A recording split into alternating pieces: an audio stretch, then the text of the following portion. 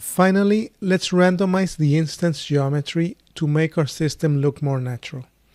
So what I'm going to do, just below our set P scale, I'm going to add a for each loop. So look for the for each point. And I will connect the for loop to the set P scale wrangler.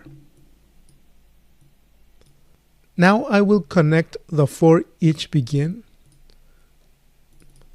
to the second input of the copy to points, and make sure that the copy to points goes into the block end of the for each loop. Now this copy to point is happening within the for each loop for every single point incoming from the particle system. And for now, the result will be exactly the same. So if you take a look, we won't have any changes.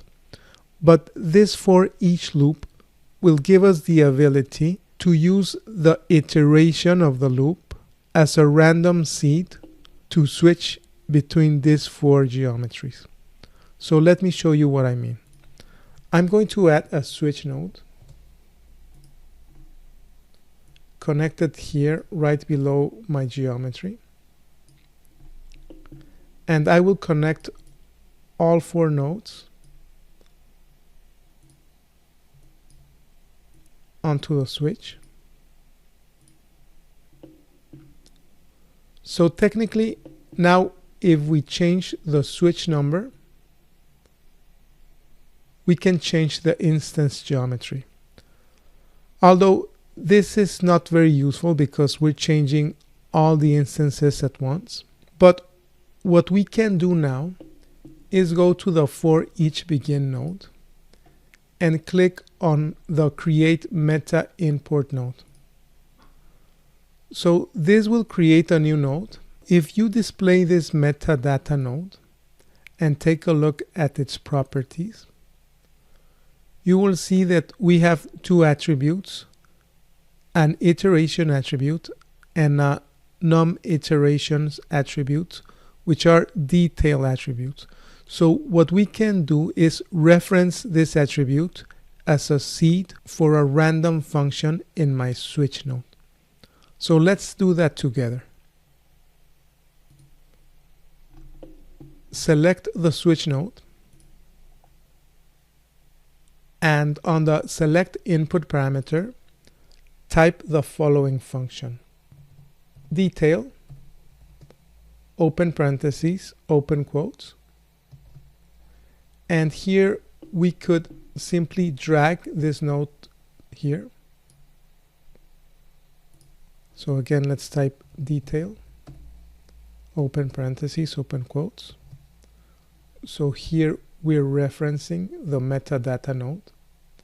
Now we can close the quotes and type comma, open quotes, and type the name of the attribute that we want to reference. In this case, the iteration attribute.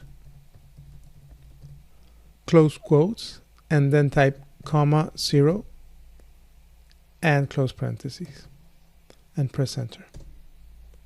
So what this function is doing is retrieving a detail attribute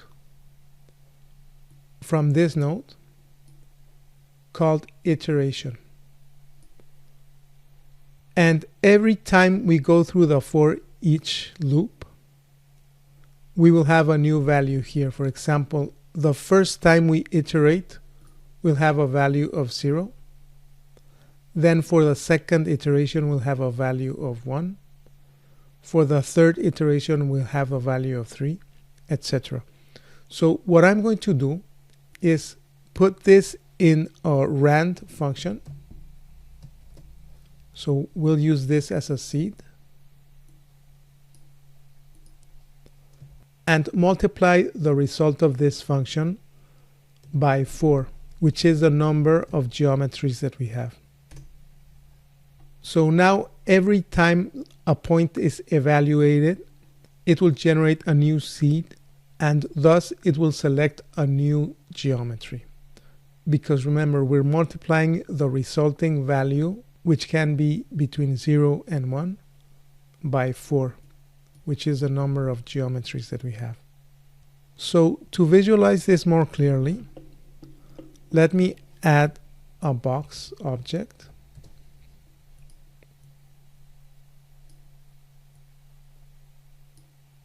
I will also add a sphere. I will add a platonic solid and a torus.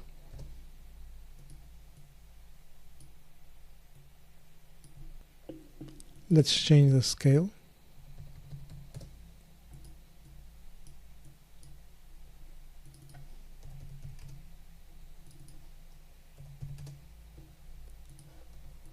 Okay, so now we have boxes here. We should also have spheres.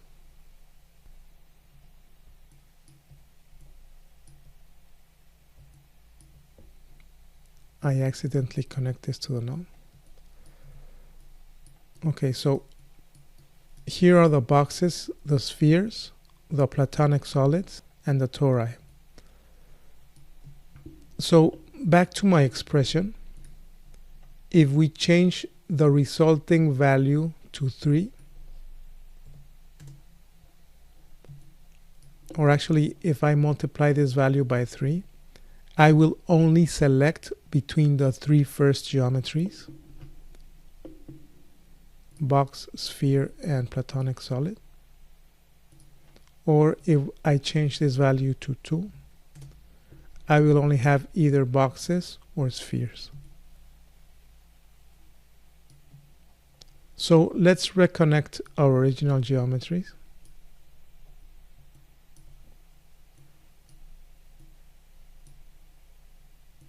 And take a look at our simulation. Bring back the scale to 1.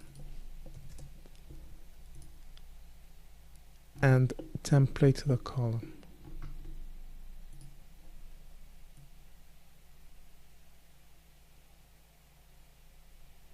Okay, so this is looking very promising. The only thing that I want to note, if you take a look from the top view, all the particles will start with the same exact orientation, and this won't look very natural. So let's try to avoid this. If you take a look now at the front view and the side view, we're going to also randomize the initial rotation of these pieces using the transform that I connected here below the switch node. So what I can do is I can copy the expression I used here on the switch. So select the entire expression, press Ctrl C. Under the transform, I'm going to paste this expression on the X rotate and multiply the resulting value by 360. And again, copy this expression to the Y and to the Z axis.